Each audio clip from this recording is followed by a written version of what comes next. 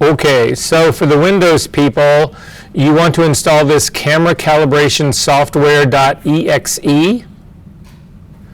And for the Macintosh people, you want to install this software, Color Checker Camera Calibration. If you're on the studio, on the computers that are here in the studio, the iMacs that are in this room, you do not need to install the software, it's already on. As is all the Wacom tablet software is also on the, if you're working on the college's computers. So can everybody find those? That was the Color Checker camera for Mac. It's the Color Checker Camera Calibration. And when you do that, you might get some warnings on the Mac side. The Windows side is, I think, a little bit cleaner about this. On the Mac side, if you get a thing about security or permissions or anything else like that, just let me know, and I'll walk you through how to get around that.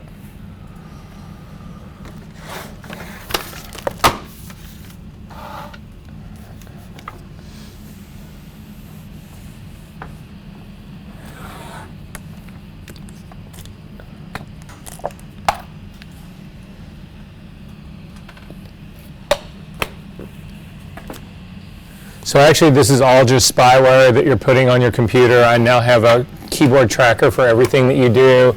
I've burrowed into all of your personal files. I have all of your pictures. All the money in your bank account just got transferred to me. You are horribly infected.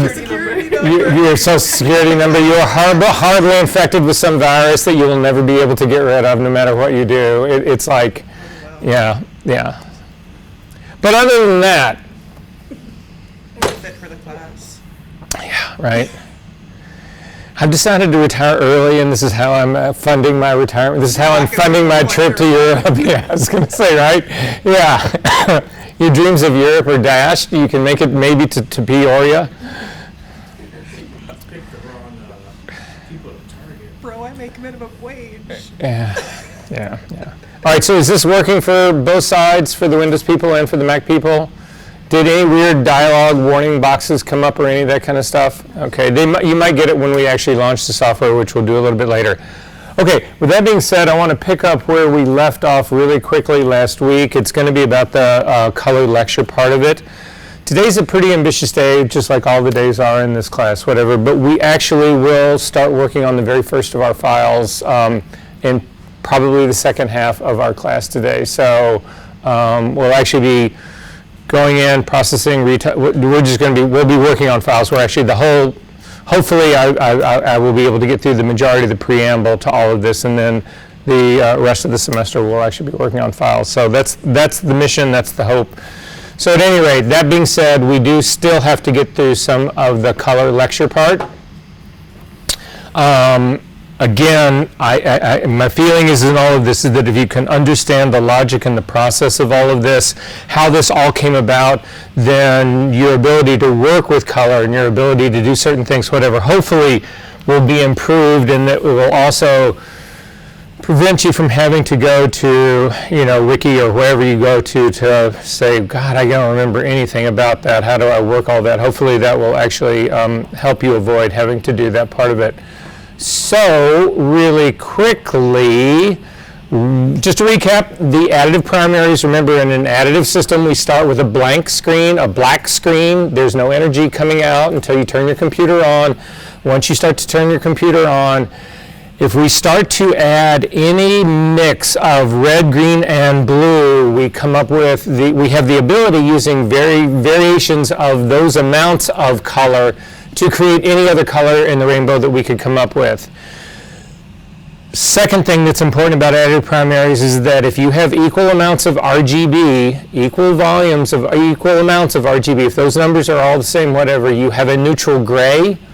If you take that neutral gray and drive it at the maximum intensity, you have white. If you have that neutral gray at 0 intensity, you have black. If you have it at a 50% intensity, you have a middle gray. The additive primaries also allow you to create the secondaries, which are cyan, magenta, and yellow. So, and that's what's basically going on in this illustration. So we went through all of that. Subtractive primaries, and again, the thing about subtractive that's important to remember here is that ink on paper absorbs light. It subtracts. We start out with white light, but the ink that you lay down on paper subtracts that. It absorbs this light. That's why you see black type on a white piece of paper looks black, because no light is bouncing off of that area that is the black type. White is bouncing off the whole page itself, the piece of white paper, but where you've laid that black ink on there, it stops light from reflecting and you see it as black. If you have a color on the paper, so say like you have a red on the piece of paper, whatever, what's happening is that the red ink is absorbing all the colors in the rainbow except for red. It does not absorb the red. Red, as a consequence, is reflected off of the piece of paper and you see it as being red. Does that make sense to everybody, what's going on here? Okay, so I'm going to go through all of that. So we talked, we didn't talk about that part. So, yeah, we'll get to that, never mind. I will go to this part.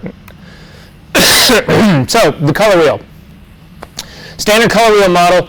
Everybody in 5th grade probably made one of these color wheels. Didn't you all have this in art class? Right, and you painted one, whatever. It's a little misleading because, unfortunately, what you need to think about is that when we talk about red or green or blue and light, they are very different colors than the red, green, and blue of pigment. Actually, when you painted that color wheel thing when you were a kid, you were really dealing more, the colors that you're dealing with are much closer to cyan, magenta, and yellow than they are to red, green, and blue. So just to make you sort of aware of that process going on. But this is a color wheel that's actually based on light. So in our case, our primaries here are RGB, our secondaries are CMY. In this case, if you take a look at it, you can see that I will always refer to this as a clock face. If you take a look at R is actually located at 3 o'clock. This is by design. This is a standardized color wheel that you'll find all over the world. Now you'll see a million models of this that change it. R will be at noon instead of at 3 o'clock, that kind of stuff. But this is really considered the standard that most people, certainly color scientists, would be actually using this part. So, how many degrees are there in a circle? 360, right? So if you think about and again, this is not a math class, but if you think about it, 360 degrees describes an entire circle. 180 degrees, so if you say to somebody like, oh yeah, I turned my back to them 180 degrees, it just means I went half of that circle, right?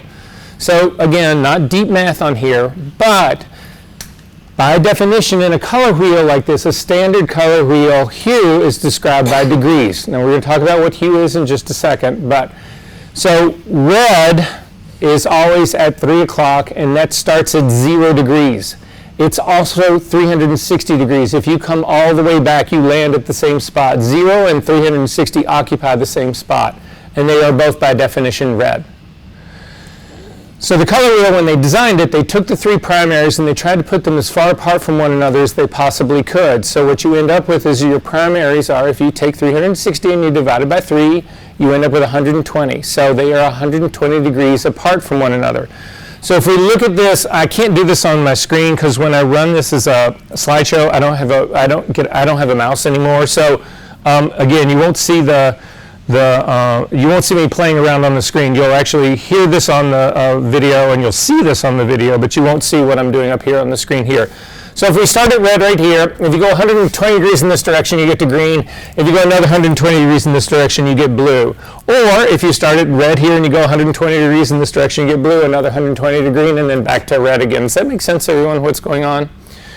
So that was the first construct that they did. Then what they did was they realized that, okay, if I combine green and blue together, I get cyan. Cyan is the complementary color of red. So if I take a pure red and I start to add cyan to it, it starts becoming less and less saturated. It has less and less purity to it until the point right here in the very middle, you end up with neutral gray. And that's true for all the primaries and the secondaries. All the primaries have a complementary color, and it's always a secondary. And combining the complementary colors together will always result in a neutral gray if you combine equal amounts of it. So if I'm taking a look at an area right here, there's more red than there is cyan in here. This is closer to the red. If I take a look over here, there's more cyan than red in here, so it's closer to the cyan side of it. Does that make sense? If I get all the way out to the very edge, I'm at the pure colors. And so this edge out here is pure red with no cyan in it, and this is pure cyan with no red in it. Does that make sense to everybody?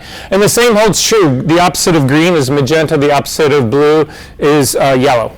Makes sense to everyone?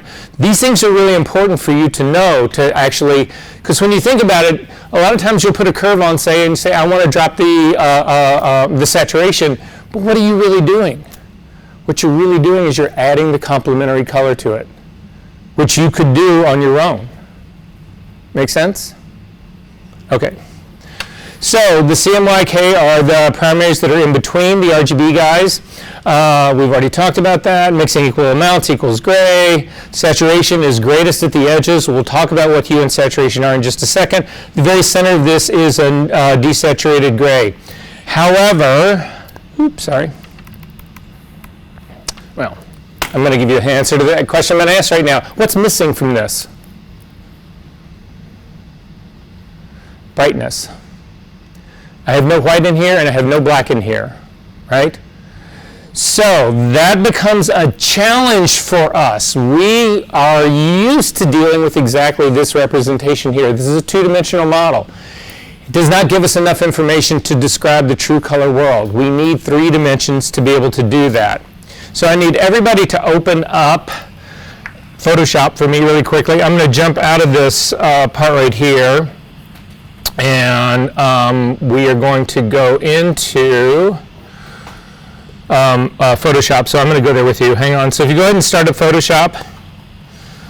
Again, if you want your screen to look like mine, hopefully this is your preferences actually gave you this and allow you to get to this. If not, tap me during the break or during one of our breaks, whatever, and I will troubleshoot and make sure that you get back to where you feel like you need to be in here. Really, the reason I'm coming here is not because of an image, it's just because of the color picker. So if we take a look at the 2 color swatches that are at the very bottom of the toolbar, in my case right now, one of them is red and one of them is white. If you hit the D key, no modifier at all, not Command D, not Control D, not any D, just the D key by itself, it will return your foreground and your background colors to their default, which is black and white. If you can't remember that, if you take a look, there is right next to the color picker that's at the bottom of this, there's a little baby icon of the same exact thing that's in the upper left-hand corner of that little tool slot. If you click on that, that will also default your colors back. Again, I just wish they would get rid of that thing. It's wasted real estate. Hitting the letter D for default is no big deal. If you hit the X key, again, no modifier, if you hit the X key, it will flip your foreground colors back and forth. We use this all the time. A lot of times when we get into dodging and burning, we're trying to do the same thing on a layer, and we'll have a dodging color in one of these and a burning color in the other, and the X key just allows you to flip back and forth really quickly so that you can do both really quickly. If you can't remember that X shortcut, there's a double-headed little arrow that's also in that very same toolbar sort of area. That little double-headed arrow will also flip your foreground color and background color. But in this case, I don't care what your foreground color is, I just want you to click on it and it will open up the foreground color picker. So in this case, you can also open the background color picker. If we cancel out of this, you can click on the one behind. It does not need to be the one in the front. In this case, I don't really care which one you pick. It's just to actually get us to this space right here. Let me go back to this lecture and see where I want to go to with next on this. Okay. So in Photoshop, I want to start with the black color to begin with. So if you take a look at the color picker, there is a color field right here. There's a column bar right here. There's a current color and a new color. Right now, since we haven't made a new color, it's exactly the 2 are exactly the same. And again, it was the color that I picked, which was my background color, which is white. What I really wanted here, and a quick tour around this. The 6 radio buttons or 7 radio buttons, well, there's not 7 because you don't actually get to pick the CMYK ones, but the first grouping up here is HSB. It stands for Hue, Saturation, Brightness. If you don't know what that means, don't worry. We get into that in spades today. The second grouping that's under this is RGB. This is what we typically work with in Photoshop, and more often than not, the color numbers that I'll throw out to you, we will be working with those values. Then there's LAB that exists over here on the top right-hand side, and then there's finally CMYK that's down on the bottom. So I want to start with black. If you actually select the red value, so either just drag across it, double click on that. In my case, I've got a 255 in there. I'm going to hit the 0 to put a 0 in. I'm going to hit the tab key, which will just drop me down to the green. I'm going to hit 0 again, which puts a 0 in for green. I'm going to hit the tab key again. It comes down to blue, and put in a 0 as well. And in this case now, you can see my original color was white, and my new color is black. That's what this is. By definition, this is black. If I hit the R radio button, so hit the radio button that's right next to R, whatever radio button you select in this dialog box is what the column becomes. And that's a great thing, because if you for some reason forget what hue really means, you could simply click on the H button and it would give you hue. If you clicked on the S button for saturation, it would give you that. And if you click the B button for brightness, it would give you that. If you click the red button, it gives you red. If you click the L button for in our LAB quadrant, it'll give you the lightness channel of an LAB image. But at any rate, we're going to go back to R. And what I want you to take a look at here is that if you'll see in this R setting right here that at the bottom there's two little arrows. You can actually slide these guys. You can click on these little arrows and you can run it up and you can run it back down. And what I want you to watch as it changes is, as we start to push this up, the only thing that we're changing is the R value. And if we go all the way up to the very top, we end up with a pure red, which is a 255. So what you need, the takeaway from this, the thing I want you to understand about this is that in Photoshop, if you talk about a tonal scale, no color at all, just tone, black and white image, right, or grayscale image. 0 is black, 255 is white, 128 is middle gray, 192 is a lighter gray, 63 is a darker gray. But that's our scale, right? It's what we get as an 8-bit image. Now, without getting too deep into what bits are, basically a bit in the mathematical world of computers, in our case, specific computers, we always work in 2-bit images. We always work with 2 bits. They're 2-bit images. They're binary systems. You have either a 0 or a 1. That's all you have in a computer system. So what you can do is, the reason they talk about an 8-bit image or 16-bit image or all that kind of stuff, what they're really talking about here is, if we start out with a 2-bit image, you only have 2 possible values. Again, in grayscale, we'll talk about grayscale right now. You have black or white. If you go to a 4-bit image, you actually then start doubling that. So what we've got in an 8-bit image is that you take those 2 bits and you multiply 2 times 8. So not 2 times 8, but 2 times 8 times. So basically, back on the board, you'll see what I mean. What an 8-bit image is. And it's also how you can figure out what a 16-bit image is, or a 10-bit image, or anything in between. But if we start with 8-bit, basically it is 2 times 2 times 2, 2 times 2 times 2 times 2, 1, 2, 3, 4, 5, 6, 7 times 2.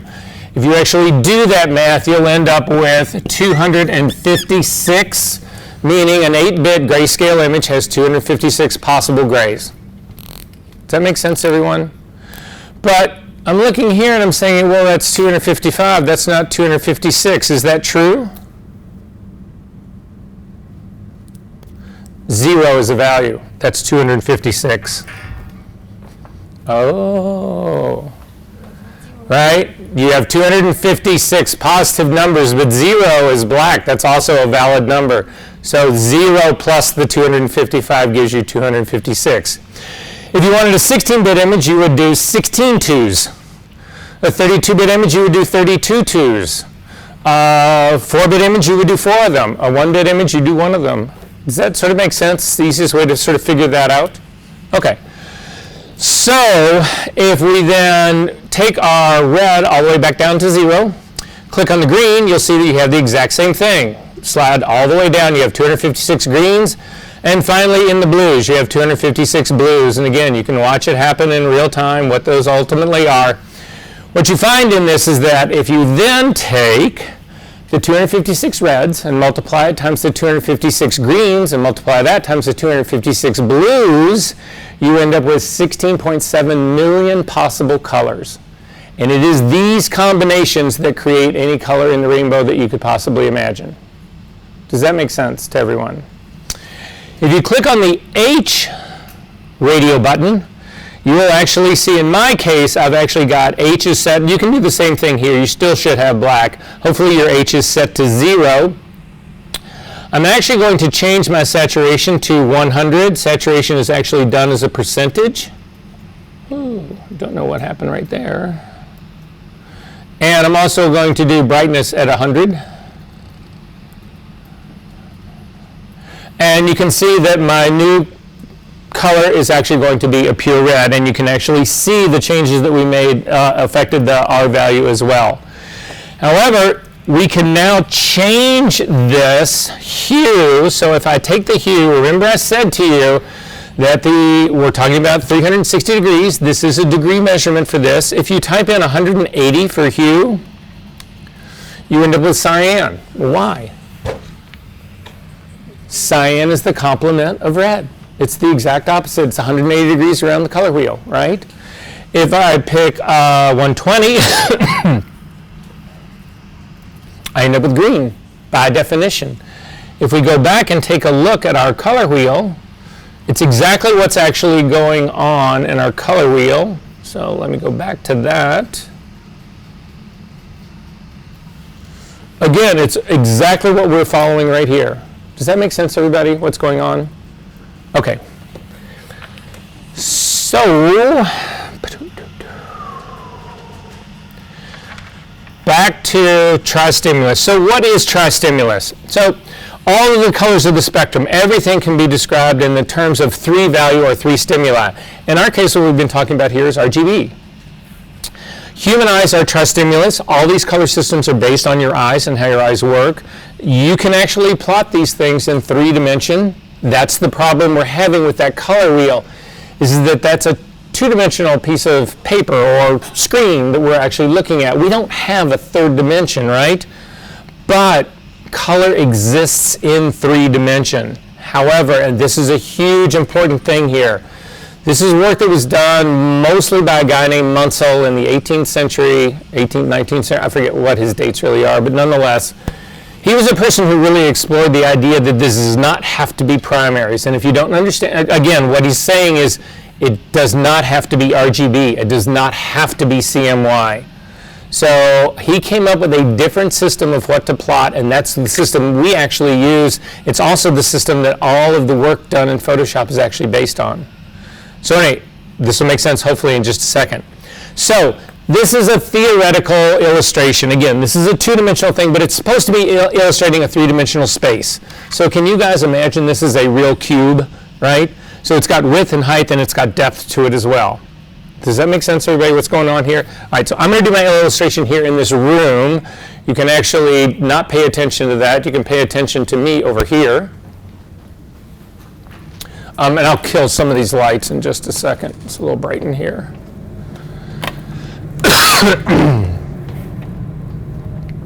Okay, so this room is not a cube. So what I need you to do is imagine what would be a cube in here, right?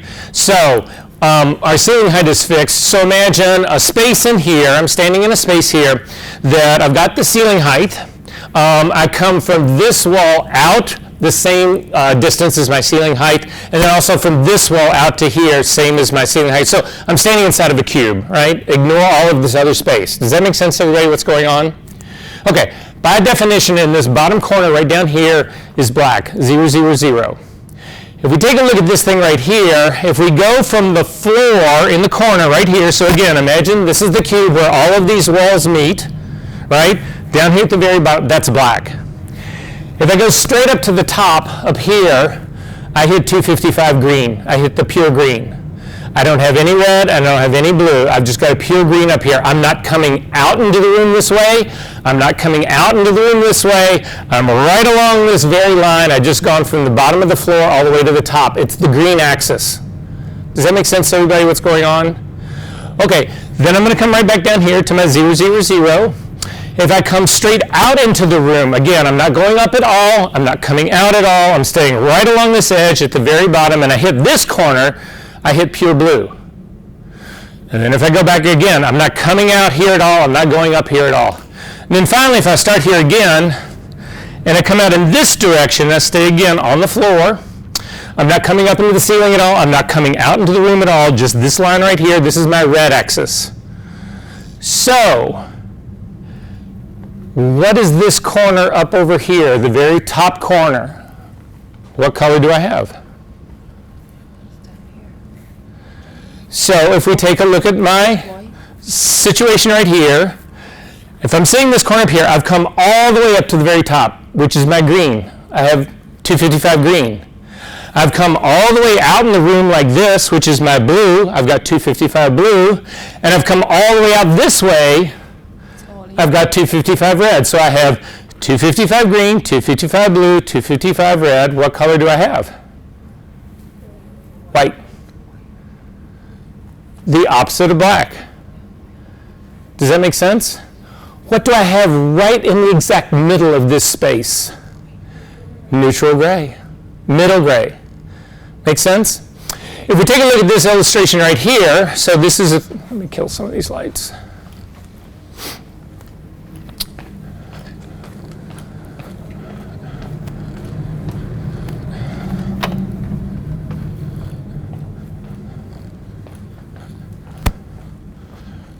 So that's this illustration right here. This is the color space. It's actually based on RGB. And there is in this a unique point for every color in the spectrum. But that color is defined by its location, not by anything else. It's just, where is this color in this space? And that, by definition, the location defines the color. Oops, sorry.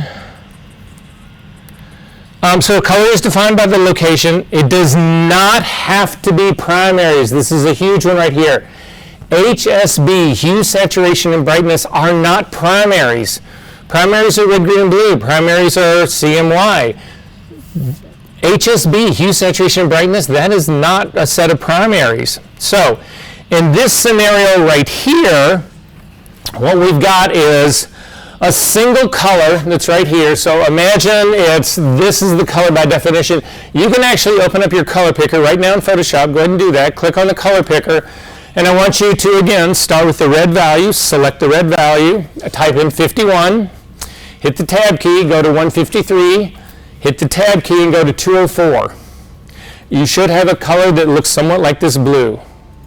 Did you? So the way that you have defined that blue is not some abstract about value of how much red, how much green, how much. You've done it by location in this space. You have a color space, and you have just plotted out where that location is using 3 dimensions. And what it's saying is that, okay, you've actually picked this point right here. That's the point in the space. That's what you've picked. And it happens to be this color. So this color is defined by where it is in this world, where it is in this space. These are not some abstract numbers. These are actually location coordinates. Does that make sense? Good on this part? So you can see in this that the red is at 51. Now red is, again, my scale that's coming from this back wall forward to this corner. And this only comes in a little bit. It hasn't come in all of it. This is so it doesn't have that much red. That's where the 51 is. In terms of the green is, again, the distance from the floor, 0, to the ceiling, which is 255. I'm up somewhere in the middle. And it's, again, the 153, it's about in the middle. And then finally, my 204, my blue, the blue is, again, the distance from the back wall coming out this way. And you can see I'm not all the way to the edge, but I've come clearly further out than anything else, and that's why this is the color it is.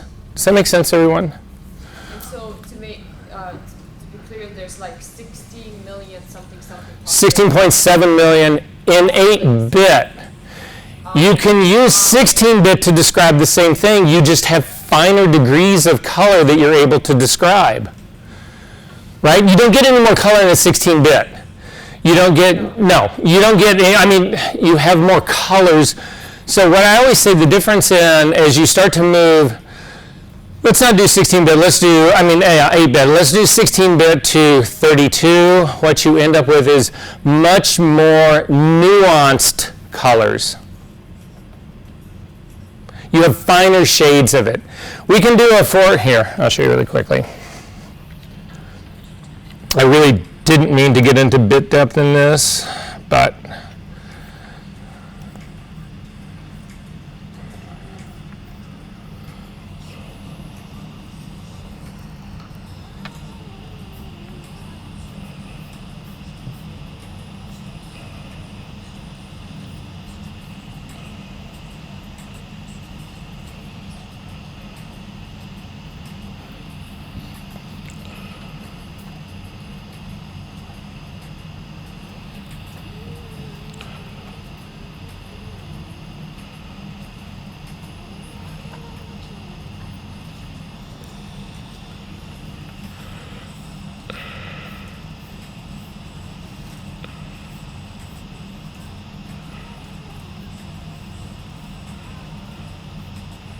has somebody got a radio on? Is it me? Am I the only one here can hear music?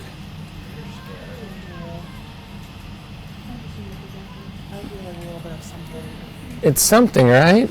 This is driving me nuts. Anyway.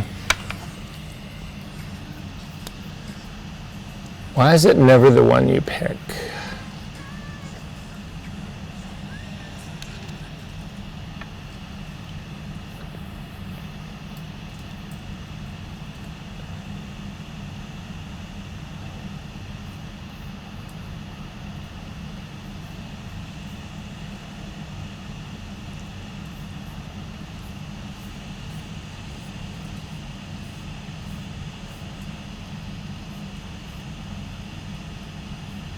Okay, this is a 2-bit color image.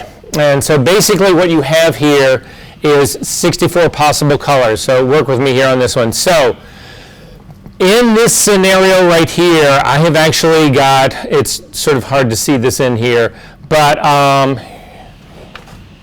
hang on, let me start back one. This is a 1-bit color. I only have 2 possible colors in here. So basically I've got black and pure red, I've got black and a pure green, I've got black and a pure blue. Now you would look at all the blacks here and say, well, they're identical, but in Photoshop's world, they're not. In Photoshop's world, this is a black red. In Photoshop's world, this is a black green. In Photoshop's world, this is a black blue. If we do 2 times 2, we get 4 times 2, we get 8, and that's why a 1-bit color gives you 8 possible images, or 8 possible tones to work with. But this is what your image looks like. It's largely a black and white image, or not really a black and white image. It's pure color and white, and that's basically it. Does that make sense? Okay. If we then actually bump this up to a 2-bit image, then again, what I've basically got in this scenario right here is I've got a black, and I've got 2 values of tone in here, and I've got a pure red in here. So I've got 4 colors that are actually going here. 4 times 4 is 16, times 4 again is 64. So this is now that same image with 64 possible colors to it. If I continue this process, this is a 4-bit image now. There's over 4,000 colors into here, and you can see what's beginning to happen. I'm starting to develop these color ramps. However, you can also discretely see the jump from one tone, one color to the next. So the reason that we work in 8-bit is that it is the minimum that we need to give the illusion of continuous tone.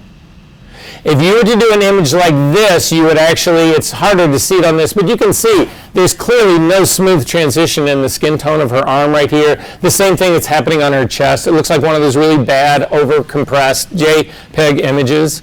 That's just because I don't have enough color in here to truly describe what would give me the illusion of continuous tone, right?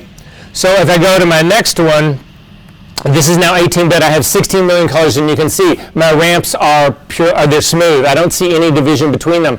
That doesn't mean they're not there. It's just that the jumps, the steps between them are so close to one another, we see it as being continuous tone. That's where 256 or 8-bit actually came from. It wasn't some magic number. It's just how many colors or tones do you need to give the illusion of continuous tone? Now you can continue to go to 16-bit. I don't have that in here, but this is the problem with doing 16-bit. This is bit depth right here, and again, you guys don't really need to, memorize this stuff or anything, but in a 16, we'll do an 8-bit image right here. You have 256 tones of gray. You've got 16.7 million colors, right? If you go to 32 or to 16-bit right here, look at this. I don't even know what this number is. Actually, I can sort of figure it out. In 16-bit, we've got, that'd be thousands, millions, billions, trillions, 281 trillion. 474 million, billion, 976 million, 710,656 colors. So if we go back to our original version of this right here, an 8-bit version of this, it would still have pure reds, pure greens, pure blues, whatever. It's just there's 16.7 million steps inside of here in an 8-bit image. If I convert this to 16-bit, I go over to 281 trillion. Does that make sense, everybody? It's just, so what happens is that the chopping up of color locations, they're just much, much closer to one another, and a whole lot more of those locations than there are in 8-bit. Okay, make sense? All right, good.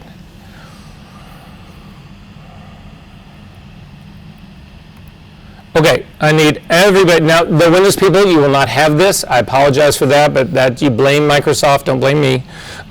For the Macintosh people, I need you to open a software program that it's native, it's on every Macintosh in the world.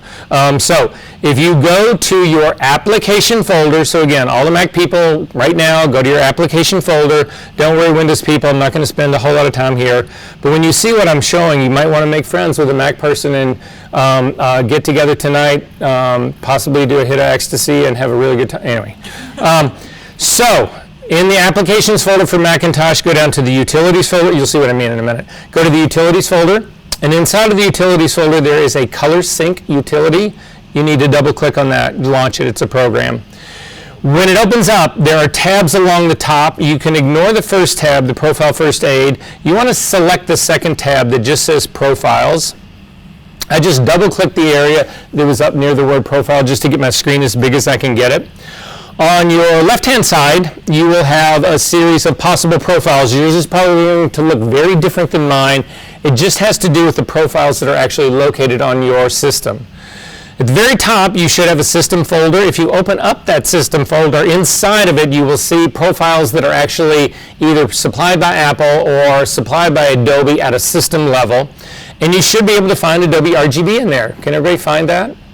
And if you click on Adobe RGB, it will actually give you a preview of an Adobe RGB space.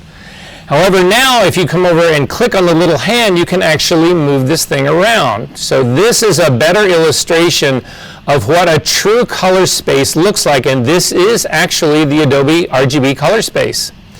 If you orient this color space, you'll see that there's a set of white lines that are at the top. In my case, they're at the top now, and black at the bottom. This is the normal orientation. When it comes up, it's actually showing it to you on the front. On the front, it's from the top looking down. Typically, this is how you would normally see the space. And so this is an Adobe RGB space. This is a color space. And it all comes from this same work that we were doing about the idea of color being a location. Make sense? Just to show you something else to make you aware of how, remember last week, I was harping and screaming as much as I possibly could about having color settings wrong because the shipping version of Photoshop ships with that North American General Purpose 2 is the profile for all our color settings, and that sets sRGB as your working space. Look at the difference here. To do this, make sure you've selected Adobe RGB first. Then if you look at the top left-hand corner of this little gray field right here, there's a little arrow that points down. If you click on that, you can come down and say, you want to hold this color space for comparison. So go ahead and hold it for comparison. You'll see that the color now gets grayed out just a little bit. Then come down, hopefully in that very same system space, you should have a profile of sRGB. If you click on that, it will actually give you the color space in relationship now. These two have now been put together in the relationship they exist to one another. And now if you start to look around, the area that is grayed out is Adobe RGB color that is not available to you in an sRGB world. And it is massive. These are not subtle little differences here. All of this grayed out color does not exist in an sRGB world that actually does in an Adobe RGB world. So you can see, but there's also some very few, and they're really right on the fringe, there's a very few colors, especially in these sort of deeper, as we're starting to get to all of, everything's converging sort of like on that black area, but it's in the reds and the purples and those sort of areas right here. There's actually colors in sRGB that you do not have in Adobe RGB. So that's what you're really seeing right here. But this is a great visual tool because if you've ever actually wondered, wow, can my monitor show me what my camera can actually shoot? You can actually load, once you actually profile your computer, which we will do, you'll have a profile of your monitor. And you can also profile your camera. And you will have those too, and you can put them next to each other, and you can see that your camera sees a whole lot more color in the world than sRGB. It's much closer to Adobe RGB. And so if you start right off the bat by bringing your big old wide world of color image from your camera into sRGB, you basically compress and throw away an enormous amount of color. And the minute you save that file in sRGB, that's it. There's no unringing the bell. Make sense? Okay. This is really fun to get really fucked up on and put on Led Zeppelin and just sort of like, or Dark Side of the Moon. You know, well, anyway, I digress. Huh? Okay, so what is hue? This is the absolute worst thing about color theory, all that kind of stuff, is that color is such an integral part of our lives. We know color. We play with color all the time. We think about color all the time, consciously or subconsciously or no consciously or unconsciously. I mean, color is always a part of that, right? And you talk about hue and you're like, yeah, I know what it is, and then explain it. Well, let's see. I'm going to define these for you to help you out in this case right here. So hue is the property of pure color that distinguishes it from other pure colors. It's really that simple. It is the property that gives us when we say the word red, or we say the word yellow, or blue, or that's what hue is. That's what it is, and that's what we think about it being. Does that sort of make sense, everyone? Okay. In this case right here, if you take a look at the bottom right down here, all of these have all of the colors that we're looking at down here, they have the exact same saturation and they have the exact same brightness. The only thing that is different in these colors is the hue. And you can see we started sort of like orangey on this side that's really supposed to be a red, but it's a really shitty monitor, to a green and a blue, cyan, magenta, yellow. I mean, that's what the colors are going along here. I've just picked those. It's not, again, there's 16.7 million of these in a 8-bit image. So these I've already explained what that part is. So what is saturation? Anyone? Intensity. That's a tough word. I'm going to say no to that. You're moving in the right direction, but intensity could also be brightness, which complicates things. So saturation is the purity of the color. So on the one extreme, we have a pure color. On the other extreme, we have a neutral gray. So you can see what's happening in this. Again, this is supposed to be a red. On my screen, it's actually a red. On this projector, it's more of an orange, but it doesn't really matter. But as I start to take this pure color right here has none of its complementary color in it. It's pure. And as I start to add its complementary color to it, I start decreasing its saturation, and then the point where I end up with equal amounts of a complementary color and the primary color, I end up with neutral gray. That is a completely desaturated image. So you guys know this. I'm sure you've actually gone into Photoshop at some point and desaturated an image completely, and it becomes grayscale, right? That's because you have removed all of the saturation, and then everything becomes gray, and you still have variation because you still have brightness that is giving it, but it's a grayscale image. Make sense?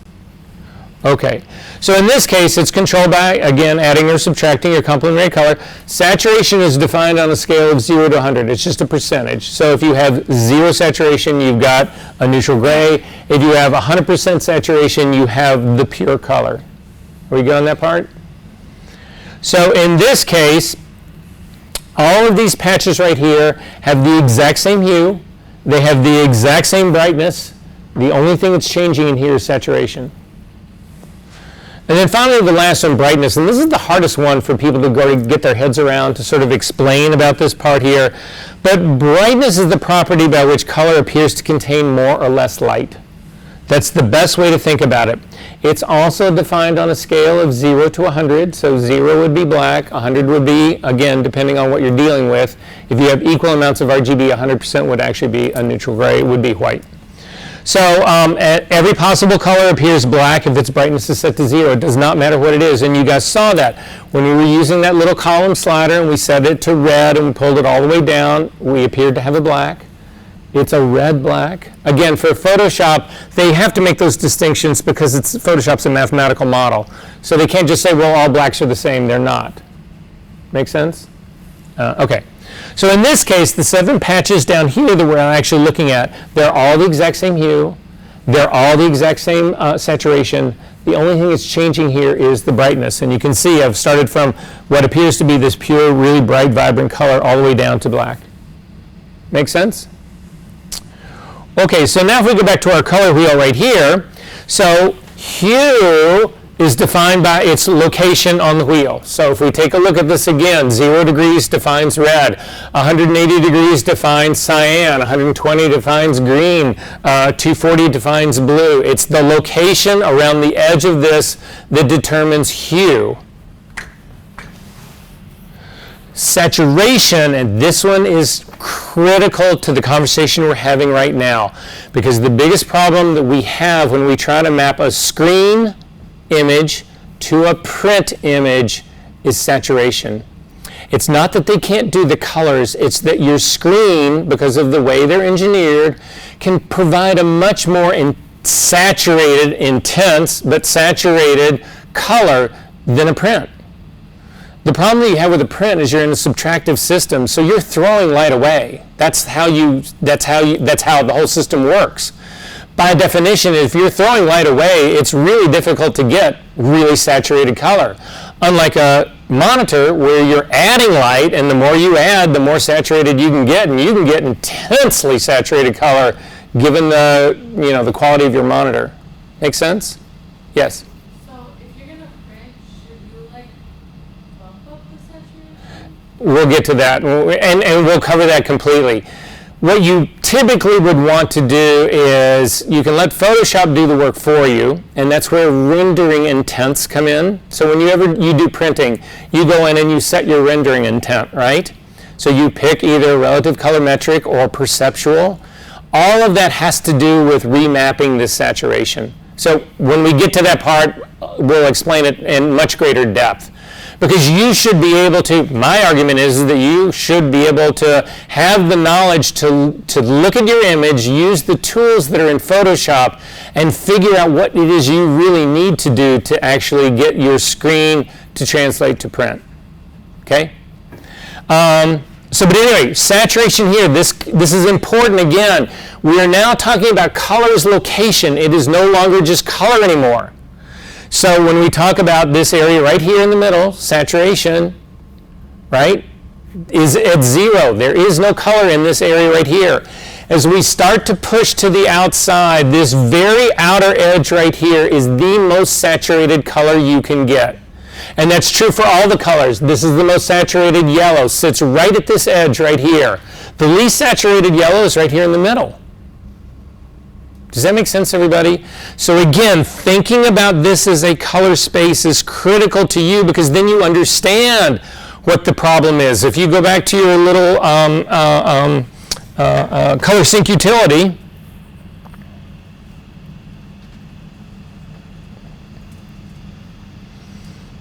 where are you? Oh, there you are. This is the problem right here. is all of my highly saturated, in this case right here, this area right here, all my highly saturated greens that were in Adobe RGB, they're gone. I have somehow, if I'm going to, this is my printing space right here, and sRGB is closer to a printing space than it is to a monitor space. I have to deal with the loss of all of this color. And it's not just color. Differences in color represent detail. So I'm not only losing color, I'm losing detail. I mean, this is this horrible system, but it's the best that we have. Did you say that printing, usually the printers go with sRGB? Oh, it's actually even worse. If we take a look, I will show you a Canon printer. We can look at a profile of it. So this is a Canon paper. This is a glossy paper right here. That's what it looks like relative to Adobe RGB. So you can see that there are blues that Canon printer can print that you can't see on your monitor. There's also some oranges and all that kind of stuff. But look at the sacrifice what you make. All of this in the greens and the blues, just gone. All of this, and this is all saturated color here. So again, this isn't really just about getting all fucked up and looking at this animation. It really is a tool that people will actually use to try to figure out the best thing that they can actually do to actually map what paper can I use that will actually give me the closest to my screen. You can actually figure it out right here. You can look at it. You can of every profile that you have, and we have profiles of pretty much every paper that will work on those Canon printers. You can go in there and measure it, and you can say, oh, okay, well, I see that's bad. So, for instance, glossy paper notoriously is much better at revealing color, holding saturation, and detail all. Let's take a look at a matte paper right here, and you can see how much smaller that just got. That is sacrifice of color and detail both. So you love your matte paper. Everybody hates glossy, but it comes at a price. So if I plan to print, should I do all my edits in that color system then? You do it all in Adobe RGB. That's your master, because again, you're not creating a file only for print. Your files can show up on the internet. They can show up on your website. They can show up in your Instagram account. Your Instagram account's got a much bigger color space than a print. Yeah, but let's say I'm just doing the prints, only the prints. No, you would never do that. You would always have a map, for my money right here, because you can't future-proof that.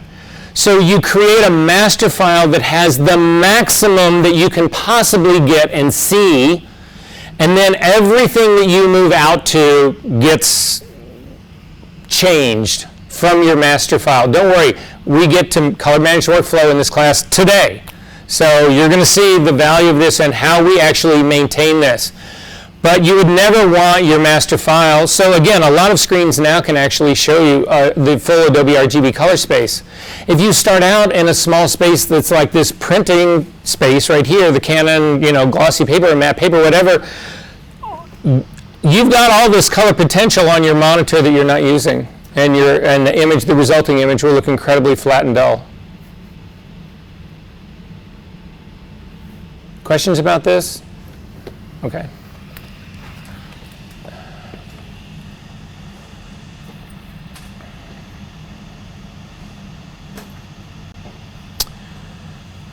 Okay, so back to the same problem that we had talked about earlier in all of this. So again, hue is defined by location. Saturation is, the greatest saturation is along the edges. The distance from the center describes saturation. The exact center is totally desaturated neutral gray. This is a two-dimensional space though. This is not working for us. And the thing that's missing in this is brightness.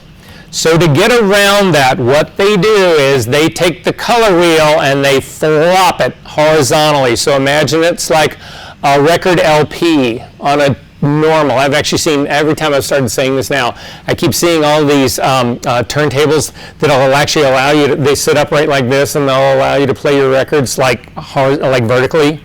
I know, why would you do that? It takes all this like suction shit to do it. It's just like, Well, it looks interesting, but no, I would never, ever do it. So anyway, imagine it's like laying flat on a table surface right now. Does that make sense, everyone? And they add the third dimension, and what the third dimension is brightness.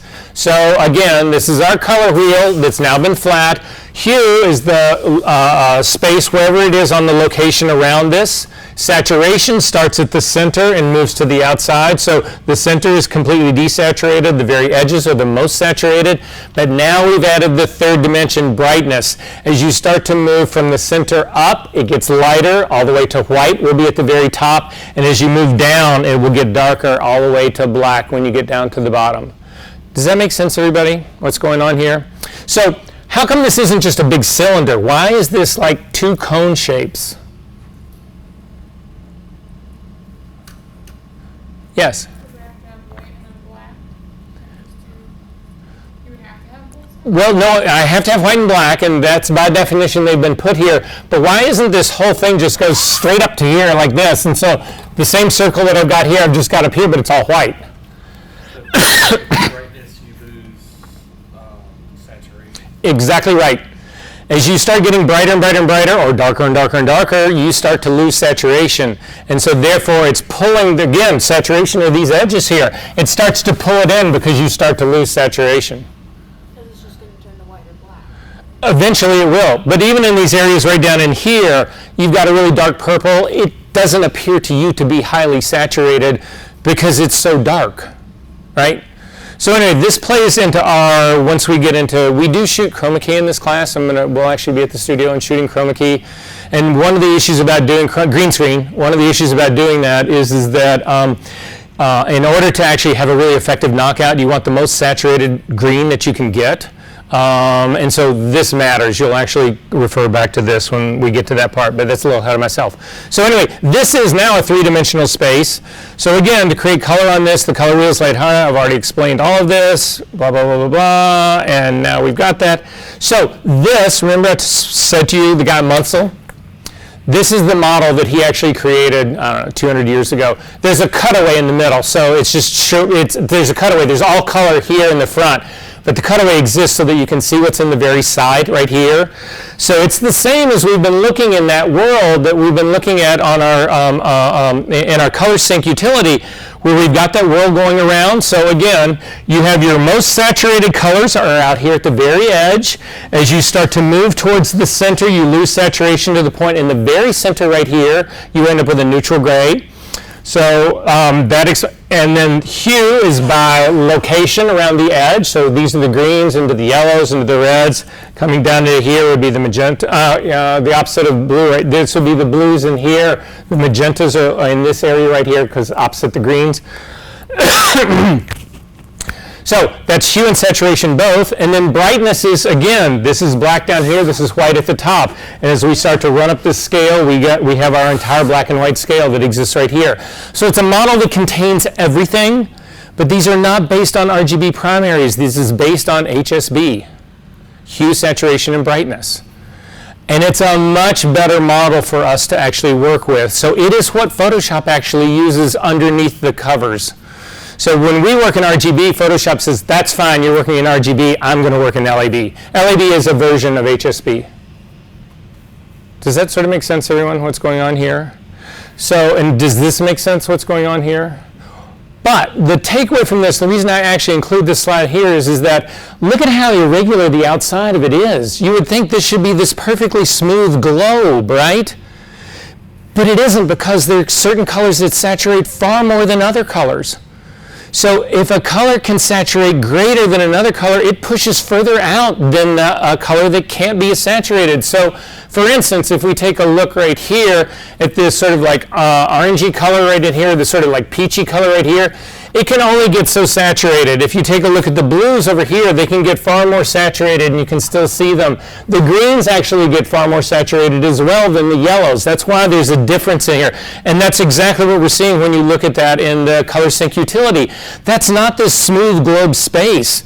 That is a space that's all dependent on the differences of where that outside edges are all about how saturated can that color get. We good on this part? Okay, hang with me, guys. We're getting through it. Back into Photoshop and the color picker. let me see. Okay. So, okay, Versa, this all sounds great, and I'm fine here. I know what I'm doing, whatever, but I may not be able to do this again. Can you give me some help here? So again, click on your foreground color picker or your background color picker, doesn't matter which one it is. I'm going to go ahead and type in my standard red again, 255 red, tab key 0, and tab key down to blue. So if we now use the radio button for the column, you actually click on the hue, you'll actually see this column now becomes hue. And if you take this button and you slide it all the way up and down, whatever, the only thing that you're changing here is hue. And the reason I point this out is this is a reference for you to come back a week from now, a year from now, 2 years from now, and God, I'm really struggling with hue again. I can't remember what Versa said about that guy. Simply come in here, select the radio button, and you'll see the column becomes the thing that you're trying to figure out. How did that work? I'm going to slide all the way back down to 0 to get my red hue again. I'm now going to click on the radio button for saturation. And you can see in saturation now, it's like, okay, I've got my column now has become a saturation slider. If you click on the two little arrows that are at the top and start to drag this down, you'll see that your new color becomes less and less saturated. It's getting desaturated. If you come all the way down, it actually becomes white. Why isn't this a neutral? Why isn't this a middle gray? You guys have been dealing with that two-dimensional color wheel for too long. The reason this is not a middle gray is that the brightness of this is still at 100% intensity. If you want this to be a middle gray, you click on the brightness slider and you have to drag the brightness of this image down to middle gray, which is 128. Or in the case of brightness, it would be 50%. Does that make sense, what's going on here? This system, again, describes color in location. So when we are doing these HSB values, what we're really doing here is we are saying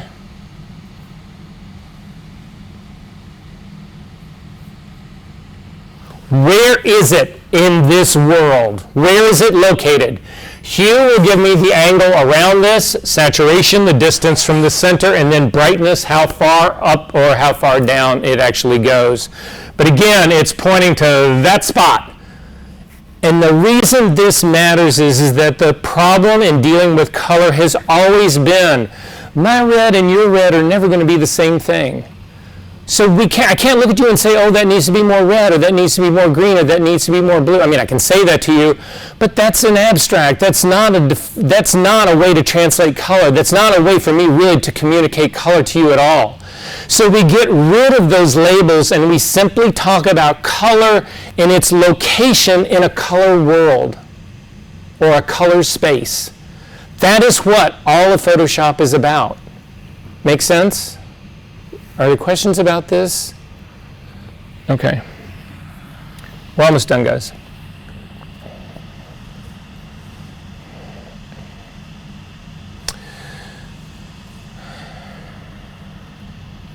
LEB, the last of the versions here.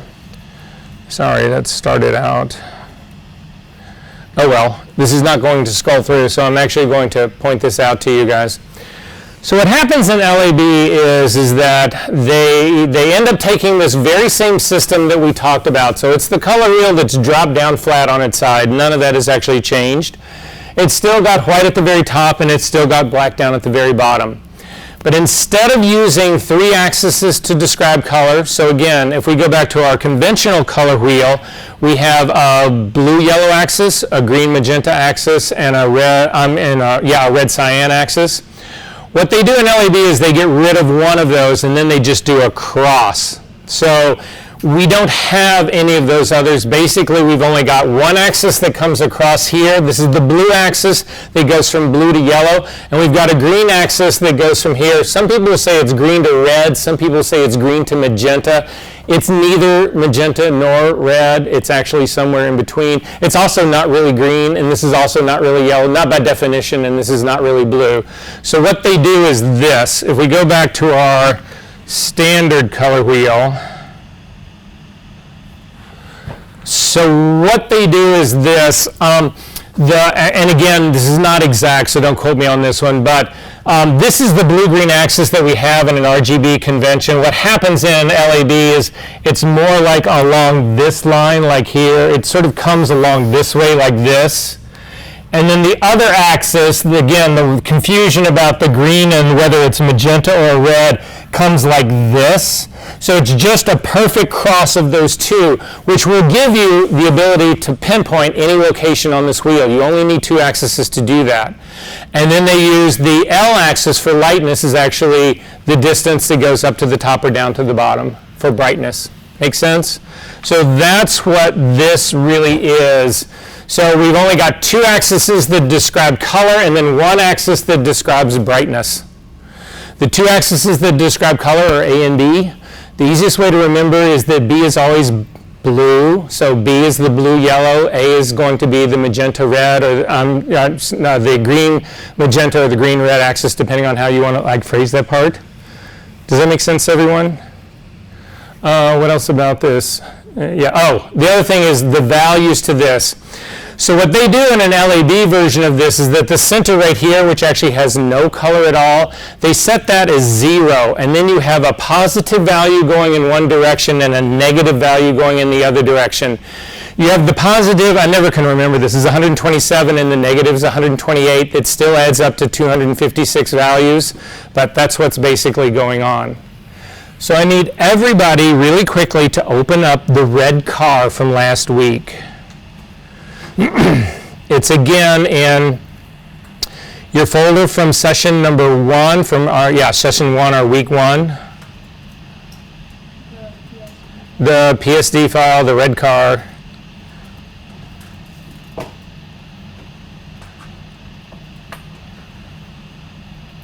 If your color picker is still open, you have to close it up in order to get the car open.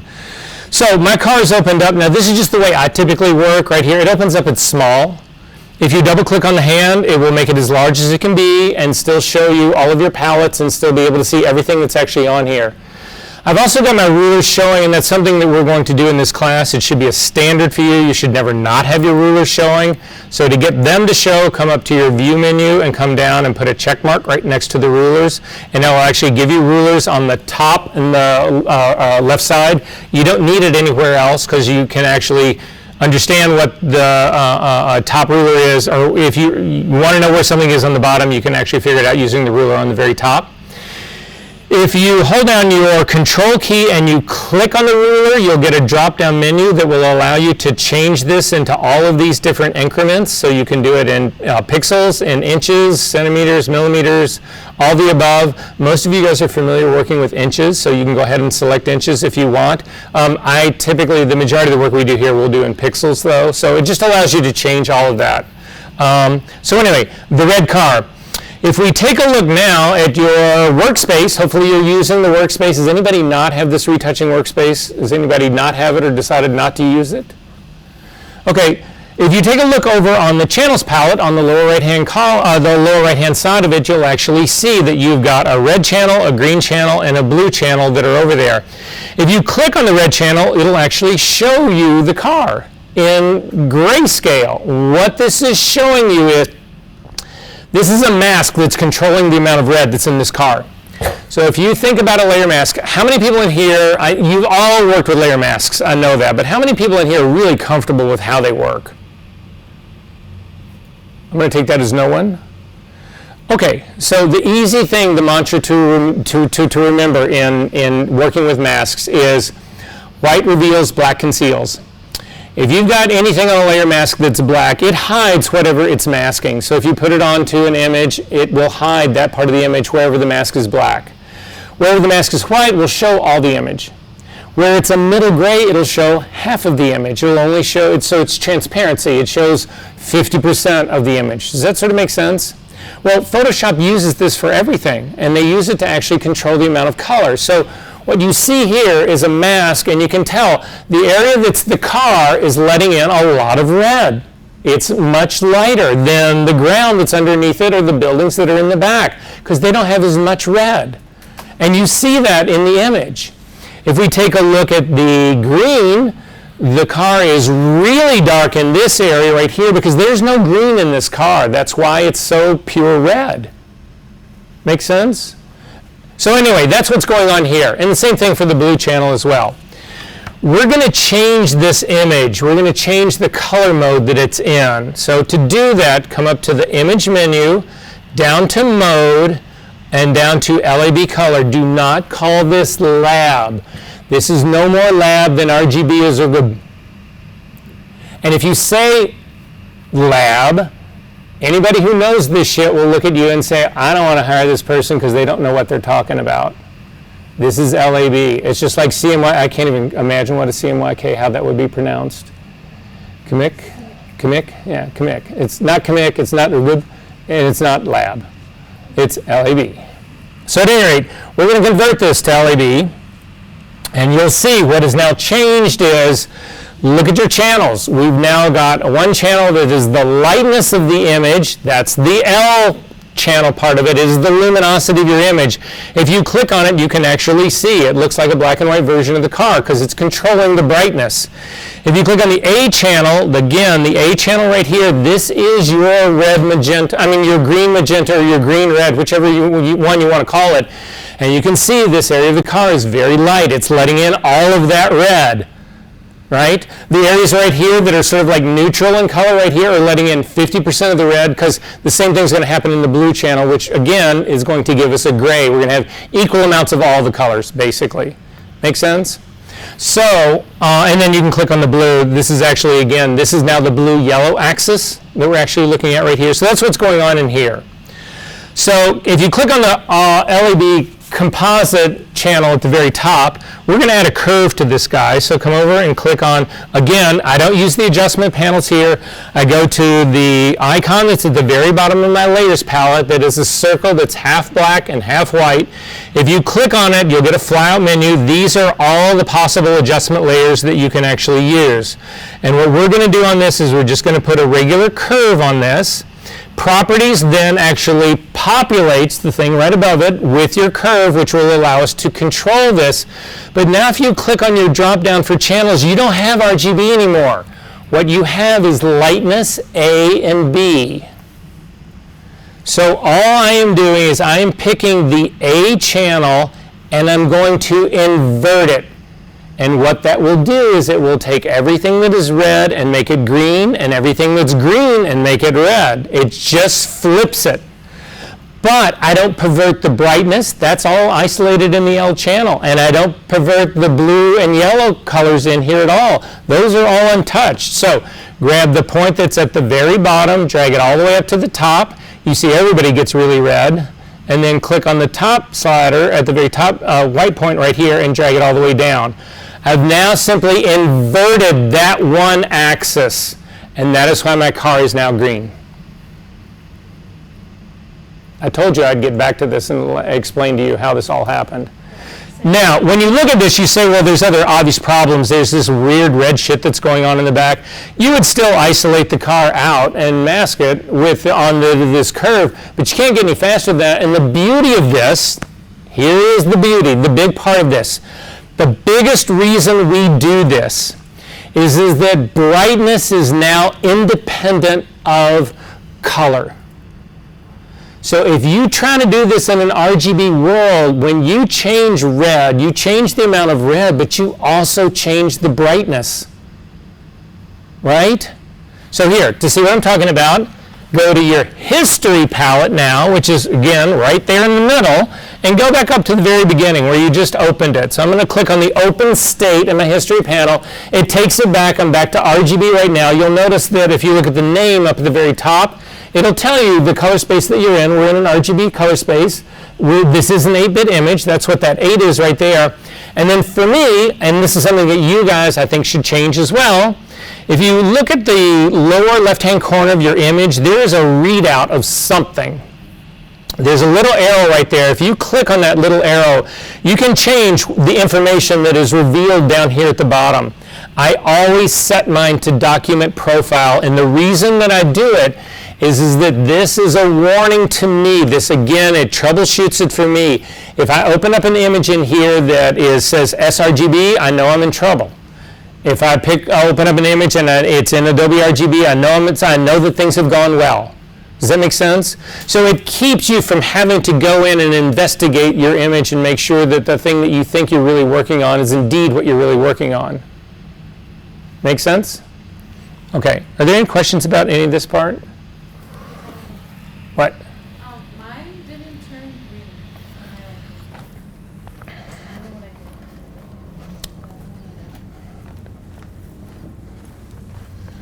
did. Okay, so click on this drop-down menu to go to the A channel. Grab the slider, the black point, and drag it all the way straight up. And grab the white point and drag it all the way straight down, and you got a green car.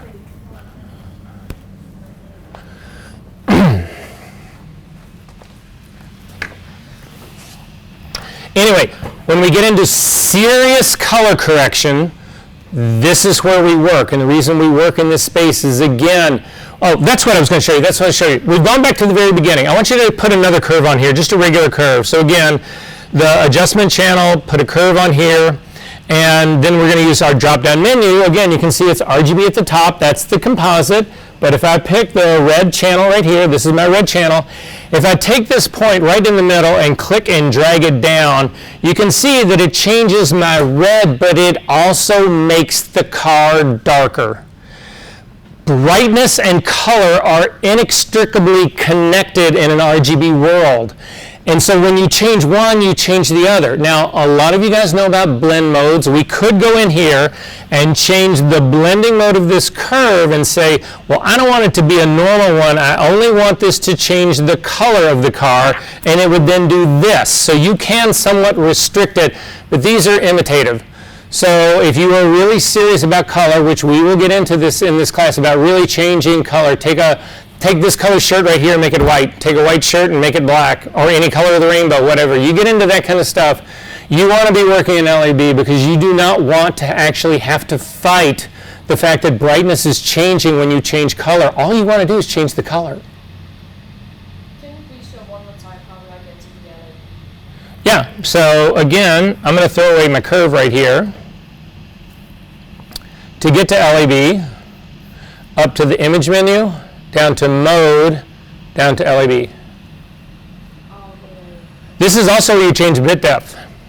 So if everybody's bringing their images in 16-bit, to go from 8-bit up to 16-bit doesn't do you anything at all, because basically you're not creating color that doesn't exist. You're just taking up, it's just a bigger file.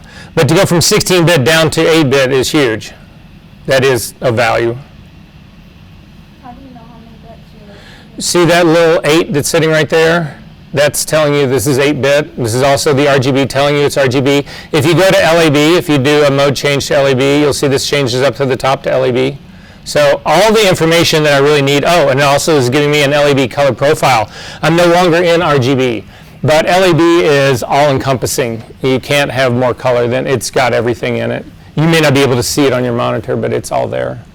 So like if I have like a Canon Mark IV, Yes. how many bits would I usually? So you don't really get to change that, but but I can tell you, you can actually look it up. Most, not all, but most current 35 millimeter cameras today are working in either 14 or 16-bit. Most medium format, or if not all of them, are in 16-bit. You won't find anything really under that. You won't find any camera that shoots in 8-bit. There's even if you go back to little point and shoots, those have always been 10, 12-bit, something like that. All right. I want to get through the rest of this, guys, really quickly, and we'll take a break, promise. We're almost done.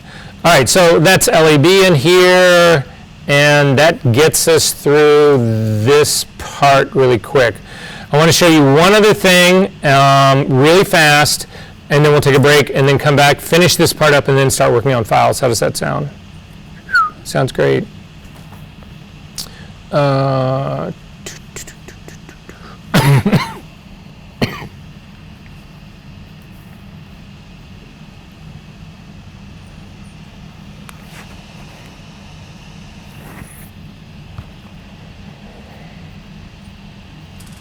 So before we get here, color temperature. because this is something that we work with all the time. Does anybody in this room have any idea what it is?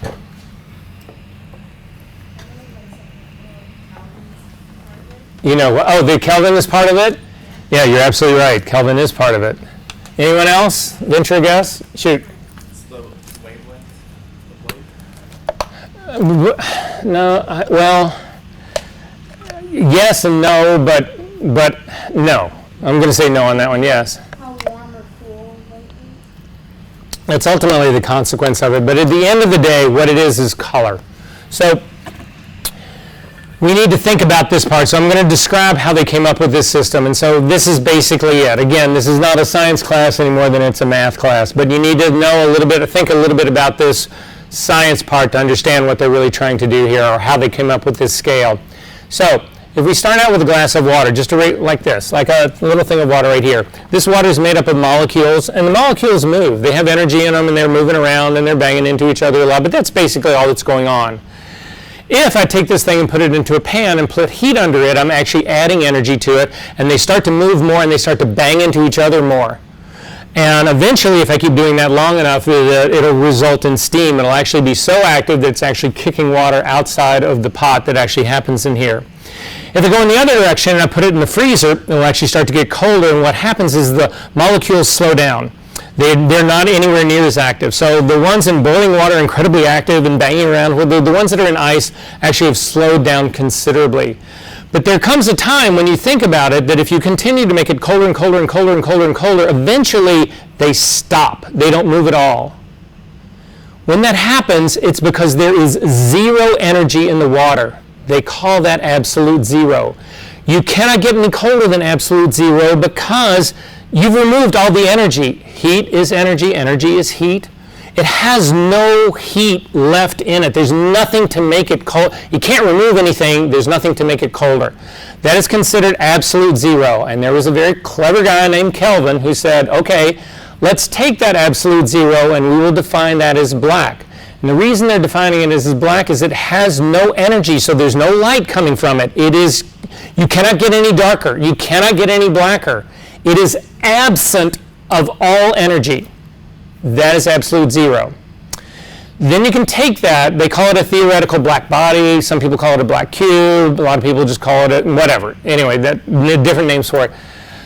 If you start to add energy to that thing, it starts to warm up and the molecules start to actually move. And as you continue to add energy, they continue to move faster. And as you continue to add more energy, they move faster and they start banging into each other, all that kind of stuff. Once you get to about, this is on a Celsius scale, the absolute zero on a Celsius scale is around negative 276, somewhere right around there. That's what absolute zero is on a Celsius scale. If you actually get to roughly around 2,500 degrees, 2,000 degrees, whatever, that black cube starts to glow. So you can imagine it's like welders who, or people who are like heating up metal. You see the metal will actually glow, right? That's what's going on here. So at about 2,000 degrees Kelvin, because this is now on a Kelvin scale, because they're not using Celsius now, they're saying, okay, instead of saying it's negative 276 degrees Celsius, we're going to call it zero. Absolute zero on a Kelvin scale, zero is black. You only have positive energy. We start to add energy. When we get to 2,000 degrees Kelvin, it starts to glow. If we get around this 2,500, 2,600, 2,800, somewhere in that range right there, it's glowing yellow, and it's basically the color of incandescent lights. And so you guys, anybody here who's ever shot film, you can actually buy tungsten film that's rated for the color of light that you're actually going to be shooting.